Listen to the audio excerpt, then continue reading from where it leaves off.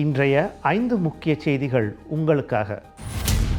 Neon கோங்சி அறநிறுவனம் 4 பலதுறை தொழில் கல்லூரிகளுக்கு மொத்தம் 4.8 மில்லியன் வெள்ளி வழங்கியுள்ளது. தொழில் முனைப்பு கல்வி திட்டங்களை மேற்கொள்ளும் மாணவர்கள் வெளிநாட்டு கல்வி பயணங்களில் பங்கேற்க இந்த தொகை உதவும். சிங்கப்பூருக்கும் ஜோஹூர் பாருவுக்கும் இடையே சட்டவிரோதமான வாகன போக்குவரத்து சேவைகளை வழங்கி வந்தோர் இப்போது அச்சத்தில் பின்வாங்கி இருப்பதாக சொல்லப்படுகிறது. பொதுவாக அத்தகைய சேவை வழங்குவோர் பன்னோக்கு சொகுசு வாகனங்களை பயன்படுத்துவர்.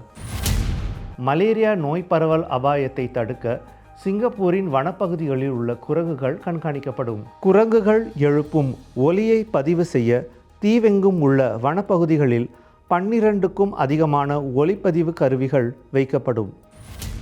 தோப்பாயோ வட்டாரத்தில் உள்ள வீடமைப்பு வளர்ச்சி கழக வீடு ஒன்றில் வெள்ளிக்கிழமை அதிகாலை தீ மூண்டது. அதில் காயமுற்ற 3 மருத்துவமனைக்கு கொண்டு செல்லப்பட்டனர்.